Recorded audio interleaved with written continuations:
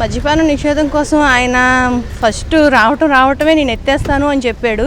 ఇప్పుడు 5 ఏళ్ళు పూర్తయినా సరే ఇంకా ఎత్తడం కనబడటం లేదు. ఎందుకంటే దాని మీద బతుకుతున్నాడు కాబట్టి ఆయన దాని మీద వచ్చిన దీంతో ఆయన తాగేసి కల్తీ మద్యం తాగి ఏవేవో తెచ్చేసాడు. అవన్నీ నేను తెచ్చేసి యూత్ కూడా పాడైపోతున్నారు. ఇంకా మళ్ళీ ఇప్పుడు 2024లో నేను వచ్చేస్తాను అంటున్నాడు. వచ్చేస్తే మట్టుకు ఇప్పుడు సచివాలయంలోని కాలేజీల్లోనూ కూడా పెడతాడు వైన్ షాపులు. మందు బాటిల్ ఇచ్చేసి కాలేజీ స్టూడెంట్స్ని కూడా ఇప్పుడు చెడదీస్తున్నాడు. ఇంకా కూడా ఆ విధంగా పిల్లలు కూడా పాడైపోతారు.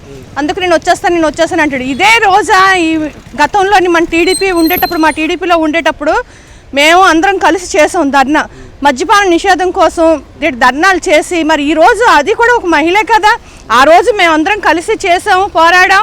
ఇదే రోజా చీర ఇలా బిగించేసి గుణపాములతోటి బ్రాంతి షాపులను పగలగొట్టేసే రోజులు ఉన్నాయి.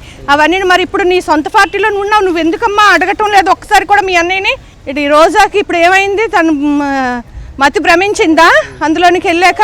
ఏంటి అసలు ఈవిడి మాట్లాడటం లేదు, మద్యపానం తాగేసి ఈవిడి కూడా అలా మాట్లాడుతుంది.